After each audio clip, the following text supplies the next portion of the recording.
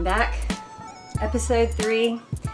I've got a whole streamlined plan for after I film one of these, how I'm gonna edit it, get introductions, get credits, get it on iMovie, get it off iMovie onto YouTube. Yeah, it took forever, and it's like I have these spiral notebooks just full of really bad notes that say, first click this, then click this. It's really pathetic, but you know, I don't have a kindergartner I can hire to do it for me, so it's all me. But I wanted to tell you guys, I was late to Citizen Kane last week, and we did miss that first scene that kind of sets up the whole point of the movie. It's not important. I mean, I've seen it before. My husband knows what it is because I've told him about it, but we went to see it, and it all kind of came back to me as I watched, and I do remember my reaction better when I was a young girl watching it. I remember saying, yeah, there's extreme camera angles. It was different, you know, and like these really long scenes that would follow people through different things. That was different, to have long scenes where the camera follows you around. You know, it requires, I guess, a special kind of set and really good blocking and acting. And then just lots of interesting little, I don't know, angles from way down below. You know, you can tell when TV shows are trying to be edgy and get, you know, different angles. They were doing a lot of that, and it was good. I mean, that was really neat. I remember watching it as a teenager, and of course, it was already considered an old classic movie then. But I had watched lots of classic movies, and it was very different. It stood out. And it was different than a lot of things I saw on TV or in the theaters at the time. But I didn't love the movie because I just didn't love any of the characters, you know? Which you don't have to. And a movie can be quality. It can be quality storytelling without you caring about the people. But I think I'm kind of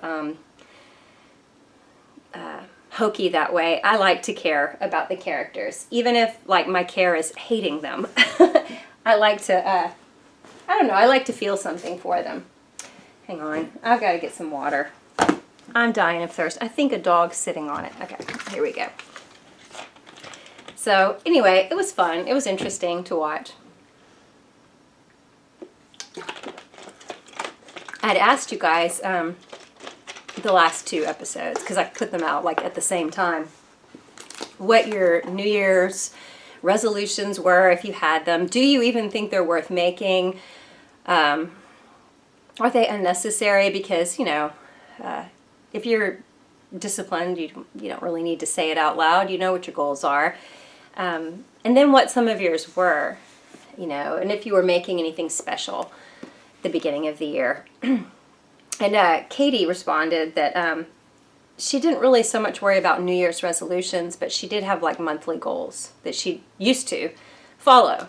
And at first I was like, wow, monthly goals, ooh, that sounds hard. But I started thinking, I mean, I really do that too. I have like a weekly goal. I see my life in terms of weeks. The events I do every week. So like, you know, right now there's church, that's Sunday. The beginning of the week is Monday to me. You know, what I do here, where I volunteer on this day, you know, when my son's soccer games are. I mean, and I kind of fit, how am I going to learn such and such? Oh, it's got to be between Monday and Thursday, you know. And so I do have little mini goals all week to get me towards something. Right now it's pretty, like, it's not life-changing stuff, you know. I'm learning how to do photo editing and using Camera Raw, Photoshop, things like that. So I have a little, you know, the next step is I need to learn how to blank, and I know that I have a few days in which to do it. So really monthly goals isn't as extreme, as difficult as at first I thought, you know. But she said that she kind of failed to do that for a while, and then on her birthday took a long trip by herself, solo camping, which is like, that's so something I want to do. And she just kind of reoriented and figured out what her goals were for the next year of her life. So kind of setting it around a birthday worked for her, which makes sense. I think, you know, we tend to evaluate, and then there's the years that everyone says, you take stock on your life when you turn 30 or 40 or whatever.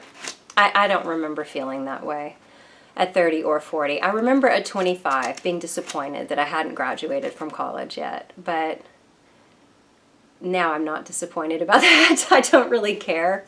I think it'll happen one day, but it's not that big of a deal. I made other choices that I love. So anyway, so yeah, that's a good idea. And getting off alone where you can really take stock of things, that's just something I've always wanted to do.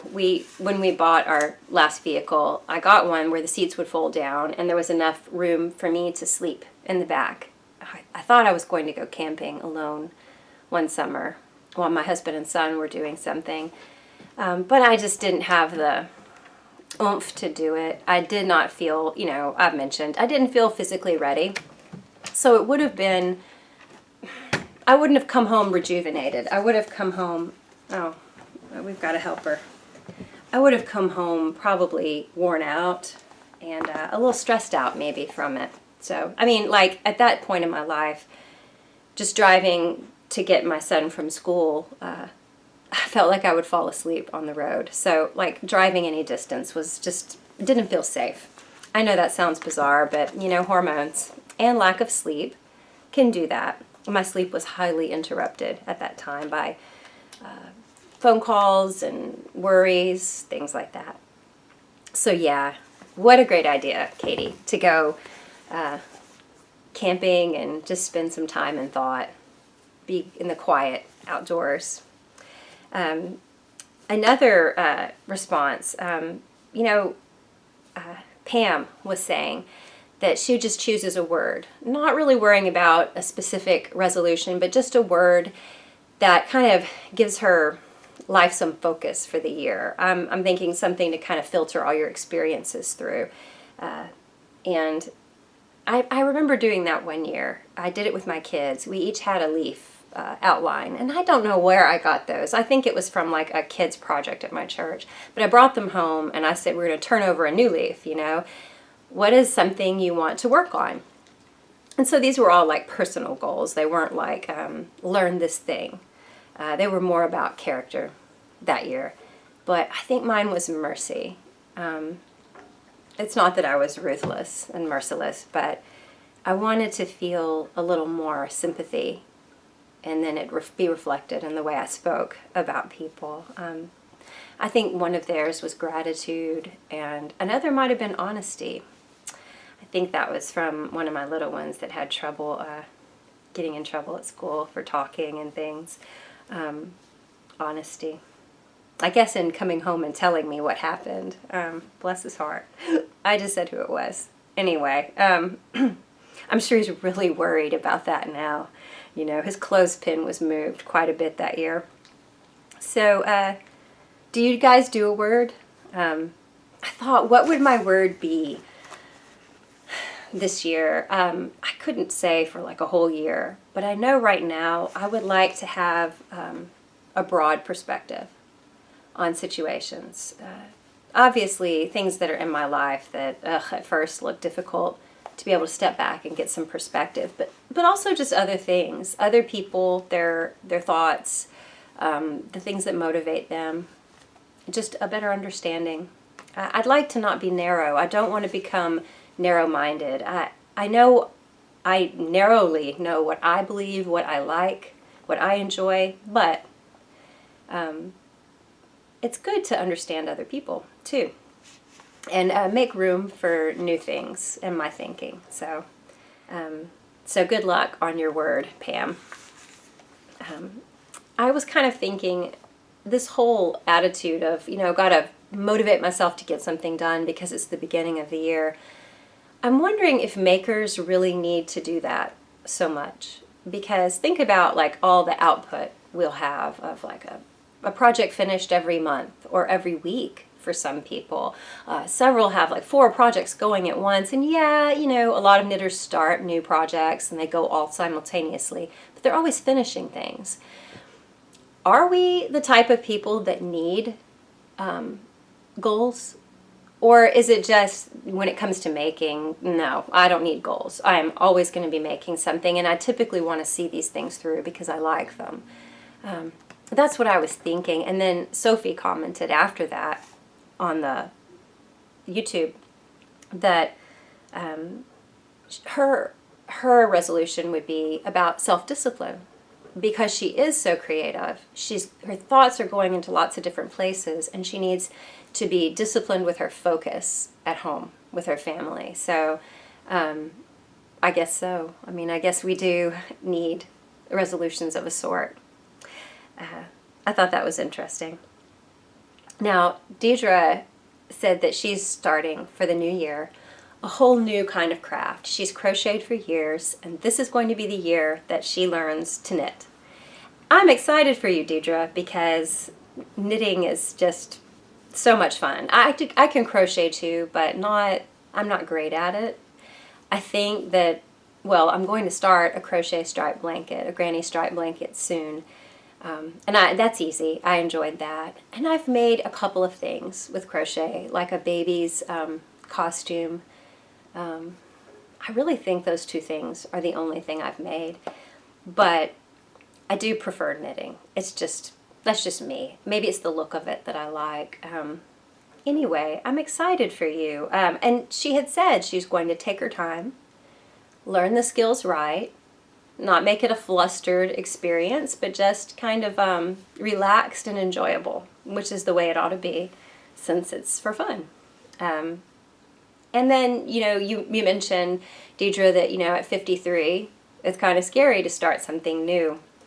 And I'm thinking, well, I mean, I'm pretty much there with you. I don't know. I'm doing the same thing with sewing. I haven't actually started that yet, but when this whole computer thing settles down and I get back from this trip I'm going on, I'm going to start, because there are things I need, and I've put off purchasing them so that I could kind of follow through with that one really important resolution, that I just don't want to buy clothing I don't feel good about the source of it. So I'm right there with you. Good luck on starting this new project. And I was thinking about books or resources that are good for a new knitter. You probably are already on Ravelry, and you probably know of some good sources, because so many companies like Vogue or,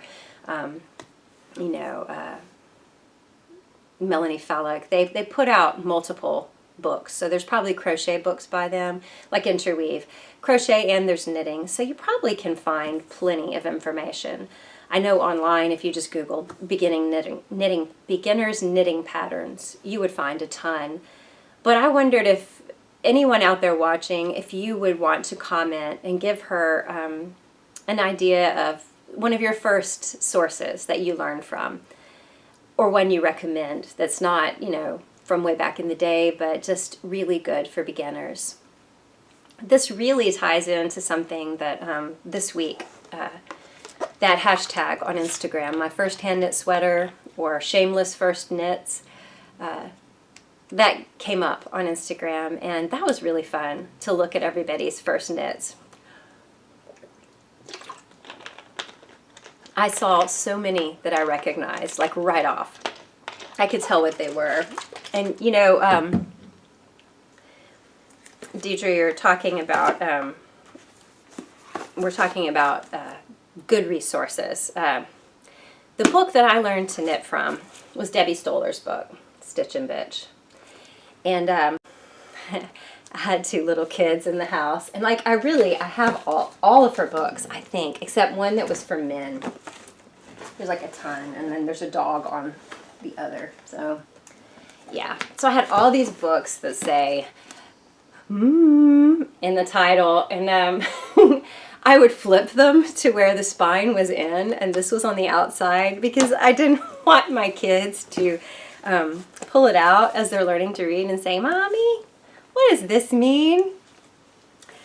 Anyway, it's kind of silly, but she has just great images of how to do the stitches. It's just first rate, I think. I looked at some other things, and this was like over 10 years ago, so there weren't as many resources and books out there. I wasn't buying books online, really, at the time.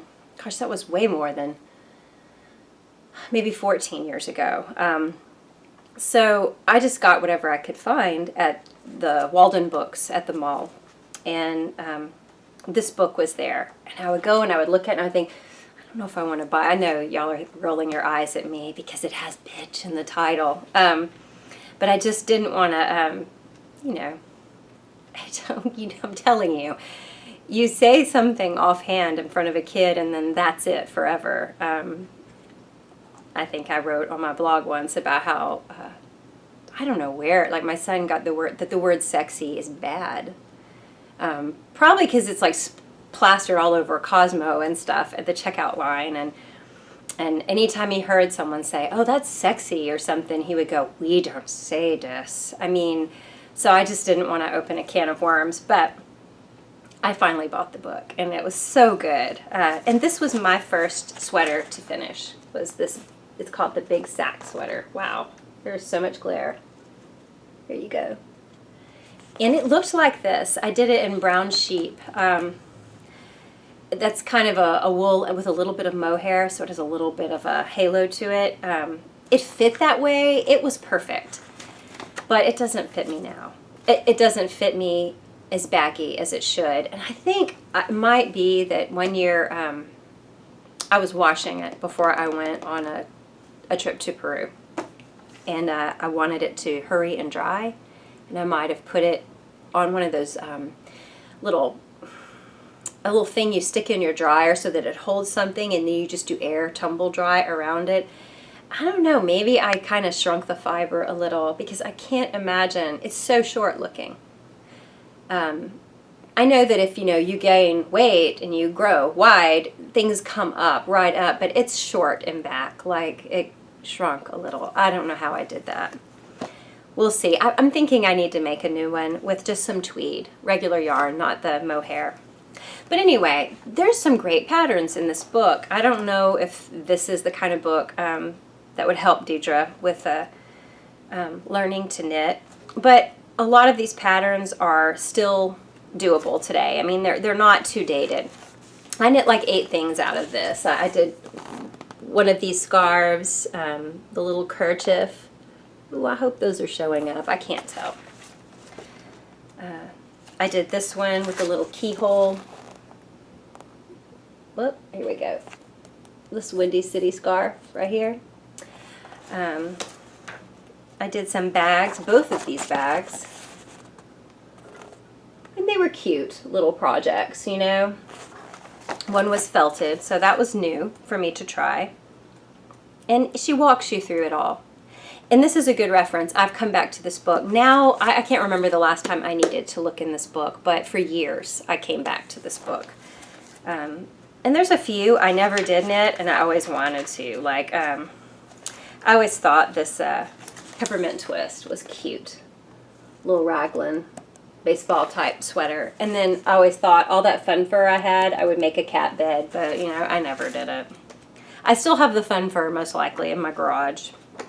Anyway, good resource. And, all of the rest of her books, it's kind of like memory lane, looking back at them and seeing all these patterns that I wanted to knit. The next one has advanced techniques, slightly more advanced. So she just kind of walks you through.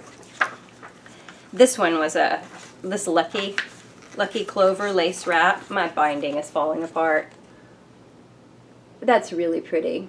It makes me think of that first Isolde pattern that was so big on Knitty, and it was a wrap like that. I always wanted one, but it was years before I felt that I had the skill for it, which really isn't true. There's also an easier Fair Isle. I mean, it's a pretty, whoops, yeah, I don't want to, yeah, I didn't do that one either. But see, that's not a dated pattern. Either of those would look great. And then there was one I thought would be kind of fun. Look, my page just totally came out. This is terrible. It's a bag with a, a silhouette or an image, and I had a chart off of, probably I got it off Craftster, which was before Ravelry. A chart of Spock, and I was going to do a Spock, you know, no, he didn't do this. This with it. I just thought it would be fun. There was Superstar knitting. I don't remember. I knit like one thing out of each of these. I mostly got them for the reference material, and it did help with some things. Yeah, I wanted to do these. These leggings, oh my goodness. Are those tights not wonderful? Can you see? Well, I don't know if they're coming out. The way I have my camera, there's just all this glare. They're tights or they're stockings. They're stockings, I believe. Super cute. I never knit them. So anyway, everyone online was posting, you know, under these hashtags some of their first sweaters, and mine actually turned out really well, and it looked good. My second sweater, I didn't have a good picture of. I never actually even wove in the ends to it. One sleeve was really fitted, the other was loose, and it didn't look very good. It came from Knitty. But one of the early sweaters, oh, and by the way, Debbie Stoller has crochet books too. Out of this one, what I'm still going to knit, this is the reason I got it, and I'm going to make this, crochet it one day, is this pattern, this bag right here. I love that. The Granny's No Square. Anyway, Stephanie Jappel, I don't know if that's the way you say her name. That's how I've always said it, because, you know, you read online. You don't ever hear them spoken very often. She did fitted knits. I saw so many of her sweaters as people's first sweater. She was just such a big deal. She's still a big deal. But back when there weren't that many patterns out, which now we just have so much to choose from, but there weren't that many people online doing independent patterns compared, and she just had a lot of great little styles. A lot of them required very little yarn. And then for this book, she used really accessible yarns, fitted knits. She did, you know, Cascade, Lion Brand for some of them. So one of my friends online, Jennifer, had posted her first sweater, which was one of these, which was this little shrug. And I thought about, oh yeah, I wanted to knit one of her shrugs. I knit something inspired by it, but this was the one I wanted to knit. I never did make it, but I did make this one, and I wore it to a wedding. And it looks just like this, the one I made. It was a lilac-colored mohair yarn. For some reason, Joann's store had almost completely mohair. There was a little nylon in with it, but it looked like this. And it was a mohair nylon blend, similar to this here. And so it was just a really great, I mean, the wrap part is huge. You wrap it around and around. But yeah, I thought it was really pretty. I was so pleased with it. I mean, I still love that sweater. I kept it. I don't wear it now, but I do love it. Another one I made from it was, you may not be interested, but I am so enjoying looking back at these older patterns. Look at this. This little ballet top. Okay, it's a ballet top, so you're thinking delicate because it has that boat neck type neckline, but it's with super bulky Lion Brand's Landscape yarn in that bright pink that always made me think of little baby knits for little baby girls. Yeah, I knit that sweater. And it fit just like in here. I mean, it looked good at the time. You know, I thought it was cool. It was really hot, and I rarely found a time to wear it while it still fit me because it was so warm. But there's still things I want to make in this book. I liked this one right here. I still like that. I mean, I still think this is it's not a dated pattern to me. I did this back to school vest. I think I'll put some pictures of the things I made from this. I'll try and insert them. I did this stitch pattern on the top, but I mixed it with a Wendy Bernard pattern from her custom knits. And so it was a little lower, and it was a smaller vest. It was cropped, and it had a different kind of neckline, but I used this, like, it's kind of a mistake rib is what it looks like, that stitch on it. And that was my first time to do anything so radical to me. Look. Oh, I have my little notes. Look, I drew my pictures. It was the beginning of my design career. Yeah, right. So, yeah, this was fun. I just loved all these modular knits where, you know, you can stop here at short sleeves, or you can lengthen it. You can stop here at empire waist, you know, like here, or go down. It looks kind of pieced together. That was sort of her little hallmark, and I like it. And so the next book she came out with was Glam Knits, which had, to me, fancier yarn at the time. There was more mohair, some silk, there was lace, stitches everywhere. And the thing that was so cool about her first book is in the jacket, there's her little bio, and it has her wearing this really cool sweater. And I remember people online wanting to know, what is that sweater? That is so cool looking, that lapel. So she released the pattern. And here it is. I never knit this one. These are those dog-eared patterns that I need to go back and do for the fun of it, even if I modify them. That's a great shape. And the texture, I don't know if you can see that texture, is really, really nice. All the buttons. That would just be a fun knit to work on. Yeah, there's several in here that I would still, I think about this one every once in a while and think, I would like to knit that. I don't know what stops me except that it's not in front of my face. You know, I'm not seeing it on Instagram all the time. This one's cute.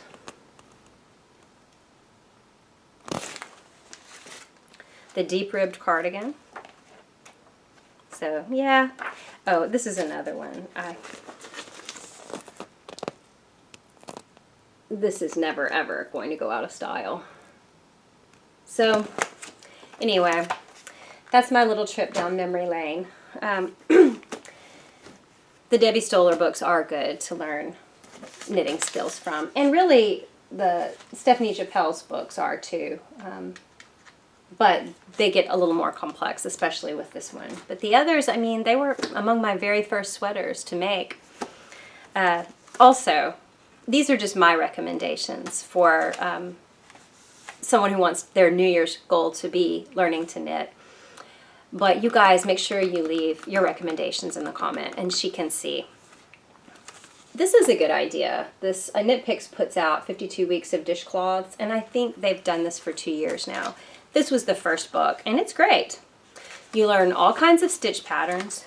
You can practice color work. You can practice lace. I mean, it's all here. Striping. I did this one. I made several dishcloths for my daughter and son-in-law when they got married. I got like a set of nesting Pyrex bowls. They were nice. They were like the ones from the 40s, the thicker kind of Pyrex. And then with it, I had some little things like dish towels and, I don't know, just little odds and ends. A little, it's not antique, it's like from Rifle Paper Company, but it looks like an old-fashioned recipe tin. And I had some of her favorite recipes in there, how to make them. But these are just really great. A great way to learn a stitch pattern. If you screw up, the thing is this big. Rip it back. You can have it finished that evening, you know. I think this is a good way to learn. It's also a good way to keep your hands busy when you're traveling or in a doctor's office or something. So these possibly can be found for free individually on Knit Picks site, but I know I just liked the book because I knew I was going to knit several, and I'm still going to make some for myself one of these days. Last recommendation is Elizabeth Simmerman. You know, this isn't the most modern of book covers. And if you don't know anything about her, you might look at it and go, nah, that doesn't look good. In fact, I offered this book to someone once, and they were like, they wanted something a little flashier. And I was secretly glad because I love this book. I used it as a, the first time I ever totally improvised a sweater. I used it. And so I have all these notes in here that I just went ahead and added to the book. But it's full of insights on creating. I wouldn't say, I wouldn't start with doing this, but you really could. You really could start with some basic things. She has little basic patterns in here, things for children. But mostly it's just her attitude about things. And she kind of gets you prepared for the act of making, excuse me, through knitting. I've been talking all day with little children and talking loud over their voices, so I'm losing my voice again. Elizabeth Simmerman is just so funny. And she had so many things to say, you know. Like I'm looking here, she's on a boat, and she used one of her knitting needles as an emergency shear pin for the outboard motor that saved them from having to paddle 7 miles in. Just, I don't know.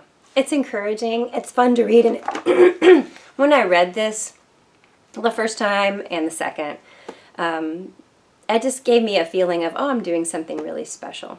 This is a special act, to sit and make something with my hands. It's not a big deal. It's not the end of the world if it messes up. Yeah, if I make a mistake, there's probably a way to fix it without having to rip back, just keep going. But it's special. I don't know. It just gave me a feeling of being part of something that generations have taken part in. I never had relatives that knitted. They did crochet. And my great-grandmother, one day I'll show her her work, because I have a lot of her crochet. It's extremely fine and beautiful, like a huge queen-size bedspread that's just awesome. Obviously, I mean, there's dogs like everywhere. I'm not putting that on my bed until we don't have pets. And the problem is I don't really see that day coming. So anyway, that's what they did. Sewing, embroidery. She could darn socks and crochet.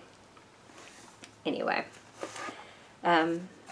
those were some things I thought of for beginning books. And then it just got me thinking about the whole shameless first knits. I'm trying to think of the weirdest thing I ever made. I really can't think of anything too weird. I mean, it's not weird. I've made a stuffed animal, you know, at least one. A dragon, and it wasn't weird. It was great, and my son loved it. Oh, no, I do know the weirdest thing I ever made. It was Halloween. I tried to make my kids' costumes or things. You know, we tried to be kind of crafty with it, just because it's a good time to do it, you know. You're doing things that are kind of kid-centric, and I like for them to be creative with their costumes. So one year my son wanted, he wanted to carry a sword. He wanted to be something like a knight. So I made knitted chainmail, and it was just a knitted vest, basically, that laced up. I think it laced up the front. But I dipped it in gray paint, pulled it out, let it dry, tried to get it kind of stiff. That didn't work. Dipped it in paint again, pulled it out. I might have dipped it 3 times. And then it bent and conformed to his body, but it had a stiff, shiny look to it. And he loved it. I think there was the, what do you call it, that they wear over their head? You would wear it underneath a helmet. It's kind of like a chainmail, a coif maybe? No, I'm not sure. I'll insert a picture. I had one picture I put on Ravelry. So he felt cool about that. It didn't bother him a bit to be wearing something his mother hand knit for him. And another year I did a dwarf warrior or something, you know, something that looked like a Gimli. The beard with the little hat and the, you know, I'm thinking the tassels. It wasn't tassels. It wasn't a Hasidic look. It was just hair, a lot of long hair. And then it was felted slightly. I think we felted it to make it look kind of matted and gnarly. That was cool. So anyway, I don't know why I got off onto all that. I have little notes about what I want to talk about here. So I'd asked what new podcasts you guys are watching, and one person answered that, I think it was Pam again, that she's watching The Knitting Monk, which I meant to watch before filming this, but I just have today to do this before I leave, so I didn't get a chance to watch it, but I thought I'd put it out there. There's several new ones that I said I was watching. Sophie Crespi's Contagious Creativity. I didn't realize Evelyn of the Thistle Hollow, who I follow on Instagram, I didn't realize she had a podcast until a few weeks ago. She posted something on her Instagram, and she said, I posted this on my podcast, but here it is here too, and it was really good. So I checked out her podcast, and I just learned more about her than I know. Because you know on Instagram you follow people and you like them, but if you follow a ton of people, which I now am following a ton of people, you don't catch all of their posts unless there's someone you've recently commented on. So you have to go search them, or you just happen upon them at the right time. But anyway, her podcast looks really inspiring. I enjoyed the ones I've seen. And she had said that she's gained so much from starting her podcast, and that she hoped, that it would be the same for me. Just because you get this sense of community, from the people that you meet through it. And I do know about that. Instagram in general and Ravelry, especially Ravelry, I gained a real knitting community. Just a group of friends. And I've talked a little about that before. But it's a source of encouragement, but also if you spend a lot of your days at home or with just certain people, it's just a great way to be social. If you can't get out, if you don't, work away from home, it's been good for broadening me. And I was thinking about how much, she said she's getting from people watching her podcast and responding, but watching her podcast actually benefits you. I mean, she's giving back because it's really an encouraging podcast. She has like nerve damage and Lyme disease, and it's chronic. And so, the thing I saw on Instagram was a clip of her starting to walk again with physical therapy. At that point, on Instagram, I had seen nothing to even know that she was in a wheelchair and needed physical therapy, because it's mostly making and selfies, you wouldn't see that. So that was really neat to see how much she's loving life, and yet she's got a difficulty, There's this thing happening, and she's real upfront about it on her podcast. It's just part of who she is, and she's crafted her life around it. It's a wonderful life. I thought, that's really encouraging, not just to people who might be dealing with some kind of long-term physical problem, but just for anyone. Everybody's got something that is kind of confining to them, and most of us anyway, or at certain times, definitely in life. And so seeing how another person handles it with a great attitude, their creativity, just constant, just a joy for life. It's beneficial to the watcher, for sure. And that was just something I thought about. And then on that subject of, feeling that sense of community when you watch a podcast or something, Denise commented that she has been reading my blog for a while, since back in the Holla Knits days. And I thought that was funny, the Holla Knits days, like the salad days. That was I knit a lot of Holla Knits patterns. That's why that's a very apt expression, the Holla Knits days.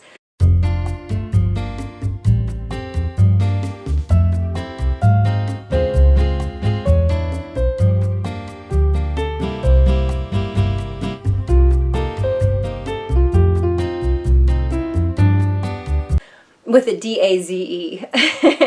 I knit a lot of those patterns, and I would, blog about them. And then I was on that forum a ton. Alison DeKaizen was doing lots of knit-alongs.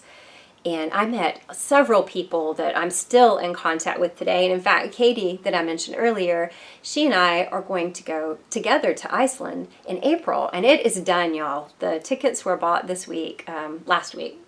So it's done. And I feel like I can talk about it now because I think it's really going to happen. I don't like to talk about things that, might get my hopes up. And, I like to be real practical. You may not get what you want. And so I don't go crazy about it till right before it happens. But anyway, see, that's a friend I made from the old Holla Knits days. So anyway, Denise said she was going through a really rough time. And the people that she followed who blogged about those patterns and things, people like Allison, and then on the... I don't remember Denise from the forums. I don't think I do. But she might have been in the forums too, chatting.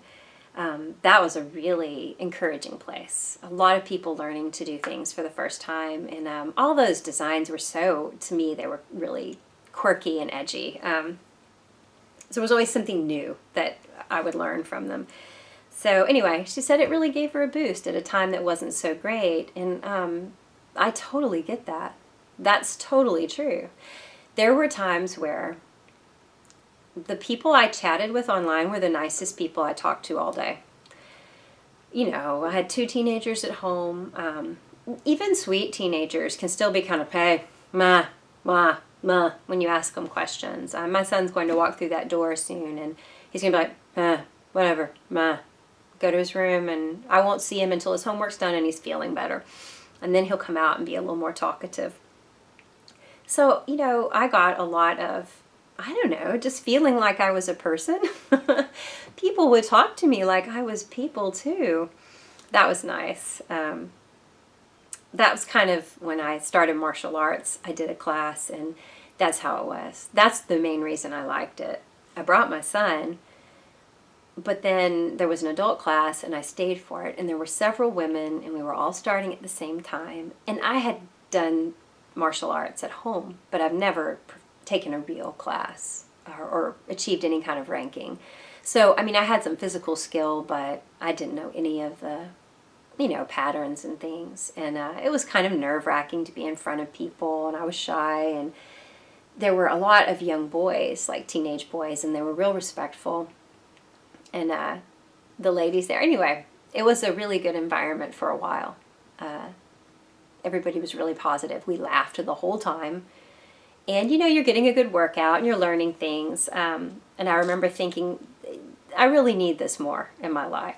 I have been stuck at home a lot. I need to get out just a little more. And I'm sure it's good for kids to see their parents be talked to by other adults.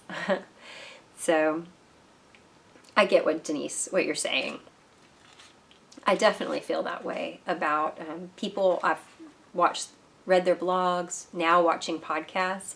In fact, a few days ago, I posted about Danny of Little Bobbins.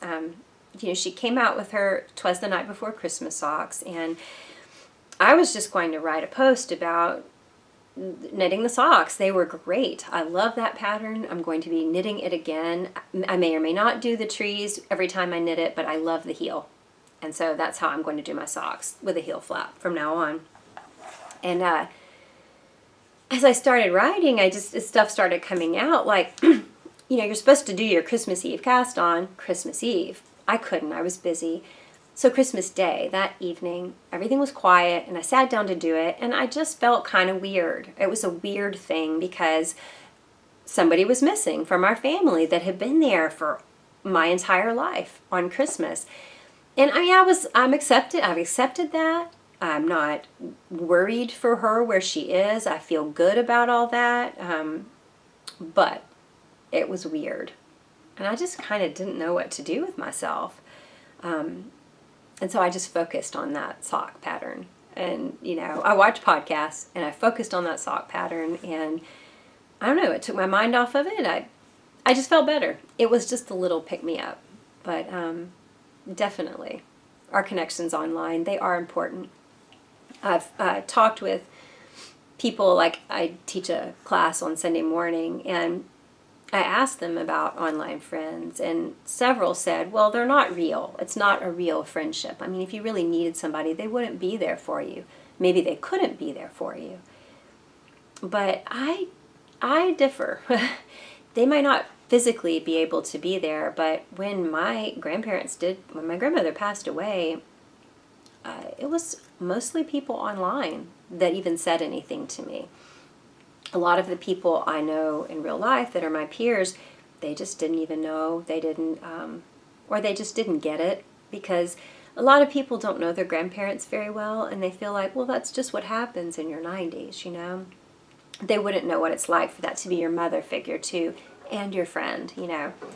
But online, there was just a lot of sympathy, and, you know, sure, it's just words, but think about how many things you flick through on Instagram. When you take the time to speak to someone, it's usually something that matters to you. At least that's how it is for me.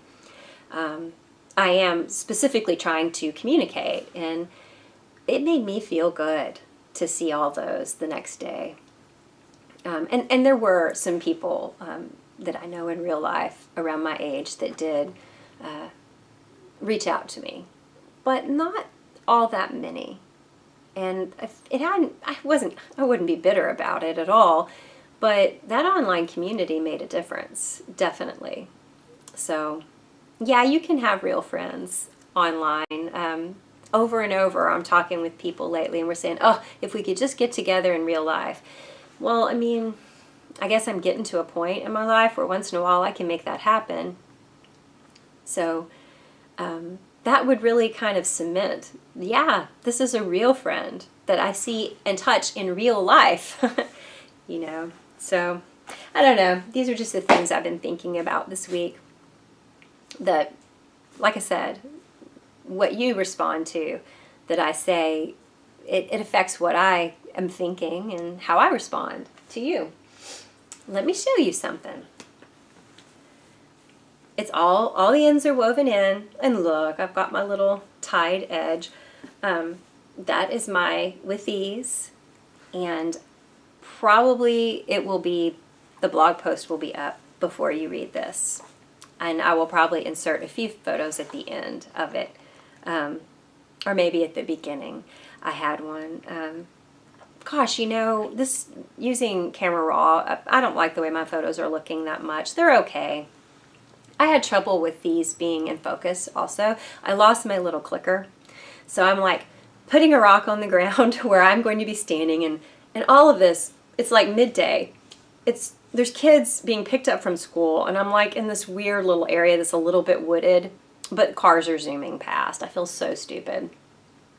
And so there's like a hidden little area, and it's just some trees, and I'm going to stand there, you know, to make it look like, oh, if a fairy just popped out of the forest, when really, you know, I'm a doofus standing on the side of the road taking pictures of herself without a remote. So I put a stick or a rock on the ground where I'm standing, and then I'll focus the camera on a leaf that I will be standing right by, and then I click the timer, and I run and I get in place, and I'm going crazy, yanking this, you know, pulling my shirt down so my fat roll doesn't show, situating this just right, and then I look off, you know. Oh, what is that I see? Just having contemplative thoughts in the forest, you know. It's so silly. But they're okay. The ones where I'm actually behind the camera and clicking, they came out much better. Some of it is Camera Raw. I had presets that I used all the time on Aperture. I would use my preset, and then I would alter it a little bit for every photo. I knew what I liked. It was so easy to do. Without Aperture, I'm not liking the process. But I'll get there. So anyway, those pictures are up. And then this one, this is my test knit. Ooh, how did I do that? I just pulled my, aw, I don't know how I did it, but it's like oh, Yeah, no. My needle came all the... I know how I did it. There's a 50-pound dog sitting on the needle. She pulled it out of my sweater. Okay. This is one side of the... It's called the edge. Elena has named it. Elena from The Gift of Knitting. She's named this pattern now, and you can see it if you look up the edge on Instagram. There may be some pictures on Ravelry. Mine is on Ravelry. Anyway, I'm knitting it in the Cascade Eco Wool. So I only had 2 big skeins, and these are big suckers. Yeah, I mean, this is like half of the ball left. This is huge. See? For, you know, perspective. This is one side, and I am almost finished with the other, but I bet I'll end up having to rip back a row because big dog messed it up. So this looked really tiny to me. This didn't look very wide, if you see it against me. But I put the bottom on, and I just a little bit pulled it with my hands. It does block out. I know that from previously using it and from my swatch. So yeah, I think this is going to be 41 inches across, around, I mean. And that would give me like 5 to 6 inches of, really probably 5 inches of ease, which is great. So, I mean, I basically have the front and back done. I'll have to do the neckline and the sleeves, and that's it. And I think that big giant ball, plus I have a little bit of another one, I think that will be enough for sleeves. I was really sweating having enough yarn for that, but I wanted to use that color. I didn't want to use the thing I want to make the source book cardigan out of. And then I've worked here and there when I had time on my weekender, which, you know, I said, you knit it like stockinette, round and round, but it will be flipped inside out, and it will have this little slip stitch ridge, like seam, going down the front and the back. And this one is obviously going to be the right size. I mean, I'm doing good. I think I'm supposed to go like 15 inches, and I have half of that here. Super fast knitting. I haven't worked on it a lot, but I've mostly worked on the edge sweater when I had time. Haven't had a lot of time though. I've been kind of going crazy this week trying to get things ready for this Peru trip. You know, when you hear, oh, the Amazon jungle, you look up, well, what kind of shoes do I wear? Oh, well, it needs to cover your ankles, snakes. And I mean, that's true. But we're going to be in an area that's really cleared out, and we're going to be working in the mud. And someone said, wear work boots. So I go to Academy, and the only work boots I can find are like $60, and they're giant men's shoes. They don't even fit me, and they're super heavy, like 6-pound shoes, you know. So I talked with other people who are going, and I'm just going to wear water shoes like one woman suggested. And I went to Goodwill. I got a lot of long type basketball shorts, because I mean, all of my shorts are like for running. I don't feel super appropriate, you know. I don't know, I just picture myself like squatting and bending, deep knee bends, going, you know. I wanted to have longer shorts, like little mesh shorts that can be folded up, and I can even leave them there if someone were to need them. I don't really know what the needs in the village are. Obviously they needed clean water. And I believe their church that's settled there, this missionary that's there, who's helping us to do it, I think he and some of the people in that village have actually gone and dug wells for other villages, but they need their own. So, you know, shorts from Goodwill, it's good. I got some like men's, it makes me think of guys golfing, the wicking nylon shirts. I got a couple of those, and yeah, so I don't need a lot of gear for this at all. I was relieved because the gift, I wanted to bring a gift. We're all bringing a little something for the church there, and it's like blocks, like the old-fashioned kind you played with in nursery school when you were a kid, just simple wooden blocks. But it's like 20 pounds, which I think I can pack around that. I can pack 30 pounds worth of mesh shorts and water shoes. I'm good. But the box is pretty big. It's going to take up more than half of my suitcase. And I thought we were bringing 2 cases, one with some medical stuff. We're not. It's just one. So I gotta pack smart, and all those little, you know, shorts and nylon shirts, they'll pack up super small. So I have it already. Yeah, I ordered some more of my vitamins before I go so I can bring them, and I'm pretty much ready to go. But I don't know when I'll be back doing this. So wish me luck. Pray for me. I'm not worried about it at all. The work, it will be, I don't know that it'll even be that hard. I think it's just going to be consistent all day for 4 or 5 days. The heat, I mean, you know, it's misery here in the summer. I think I'll be fine with the heat.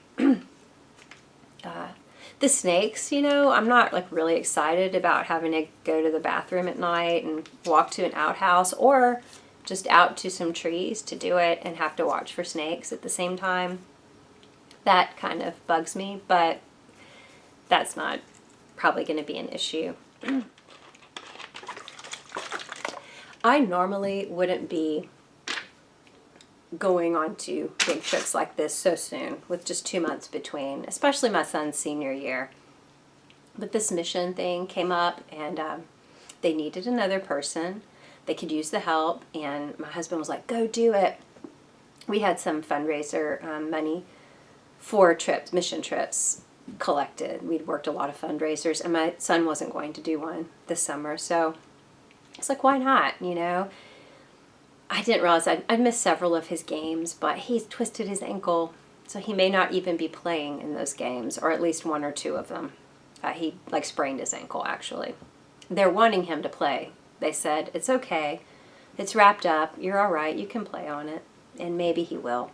He might just push through the pain. I don't know. I feel like it takes 6 weeks for a sprain to heal.